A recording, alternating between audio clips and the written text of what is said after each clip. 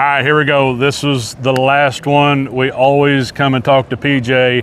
Obviously a mentor in the outdoor space for a guy like me. Appreciate everything you do. Over the last couple of years, we get together at the end of the show and do a what was your favorite, what did you like sort of thing. So go ahead, sir. So Dustin, thanks for coming by. I always appreciate talking to you. It was, I'll be up front and say I was a little concerned before the show started. What's it going to be like? Is it going to be any cool stuff? I saw lots of cool stuff. Yeah. There was plenty of stuff here. Yep. I thought this was great this year. Lots of things. I would say for a category, the saddle hunting. Yep. Lots of options, and I've been seeing now every year, stuff just gets a little bit better. They think of things, little improvements here and there, just to make them more packable, more user-friendly, things like that. There's a ton of them, whether it's sticks or saddles or platforms, whatever. Yep. I would say category-wise, I've been impressed with some of the saddle stuff. And there's a lot of new little brands in the saddle market that are popping up, and they're legit, man. They are. They have their own little twist on things, and it's cool.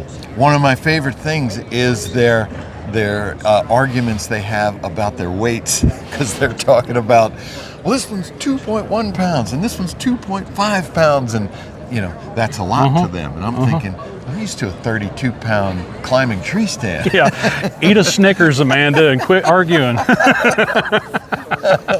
Yeah, so those arguments are awesome. Yeah. Some other things. So the Excel driver site is just incredible. I love that thing. Yep. They took the landslide and just made it better. Landslide on steroids. Yeah, exactly. Yep. It's lighter, a little more functional. Landslide was a great site, but that's another one that I really liked. And then broadheads.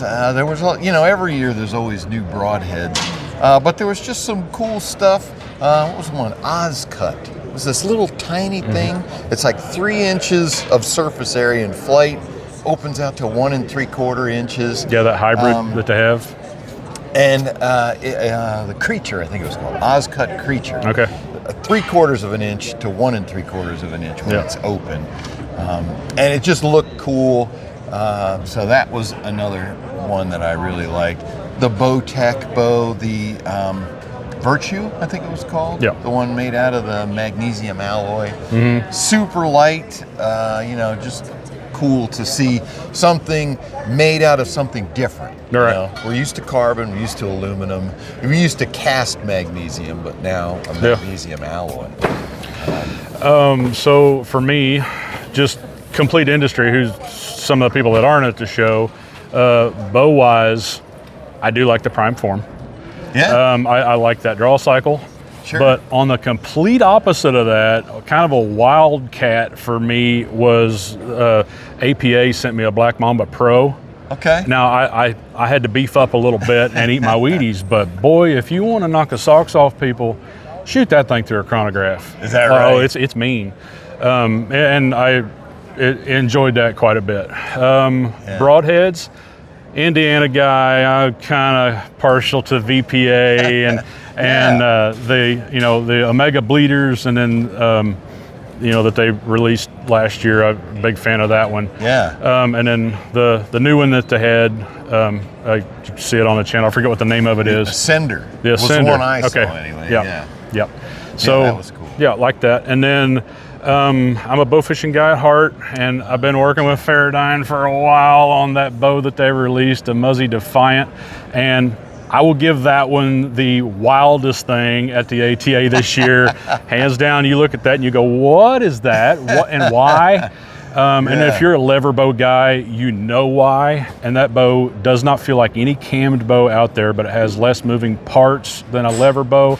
And once people get that in their hands and stop looking at it and start shooting it, it will sell itself. I'm a firm believer of that. So, man, I just, once you dug in and started moving around the show, there is a lot here this year. So lots of stuff with apps and artificial intelligence. We're seeing more of that. There was a company that's going to have an app coming out called Trophy Scan, where you just take your phone and go around the deer, whether it's a mounted deer, the deer after you shot it in the field, or just the antlers, and you basically just scan it with your phone, and then it'll give you a score. I mean, no more little pieces of string and tapes and all that. I failed to stop into their booth, but I saw their Instagram a couple days ago. That looks interesting. It really was, and it was cool, you know, because we watched him do it in real time. And on your phone, it makes a 3D scan. Yeah. You know, they had a mounted deer head, and he's turning it around, and I'm like, it's that deer. Yeah. I can see it. Yeah. So just, you know, things like that, making it simpler. Of course, then that makes it harder for me to fudge my numbers and, you know, make things stretch the tape a little bit. What'd he score? Well, I scored it at 150. Yeah. I don't care what you scored at. Yes, exactly. To go on your saddle stuff, Tethered expanded the grit line and that grit pack at 149. Everybody better grab that because that's going to be hotcakes, especially in you know, original bottomland. That's going to be fire. Who would have thought when that first came out that now, this many years later, now that's the hot camo. Everybody loves it. Yep. Almost, I think every bow company has a bow in bottomland. Better. That's what they want. That's what people want. You better, for sure. Yeah. As for some other things, trying to think, broadheads. Mod saw. Did you see the mod saw? Which one is that? That's the arrow saw, the little black modular arrow saw. No, I saw string building. Okay, I so did not see it. small company out of Texas. They've only been going for about a year, and it's nice. Ceramic roller bearings, a 11,000 RPM motor, but you and I could talk over it. It is not loud, nice. and it's a good price point. Their low end version's 170. I think their pro model is $200. So that's a good one, especially for the guys like me that like to tinker at home. If you live a long way from a pro shop and you want to get into building arrows, that's a great door opener for you.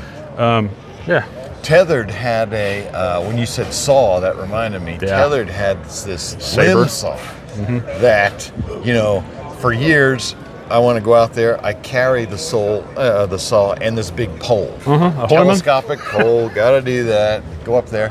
Whereas it would be nice, so if I'm hunting, I don't have that, obviously. Exactly. But that saw they had that you can just attach to any stick. Yep. And when you look at it, it looks like, this is gonna come loose.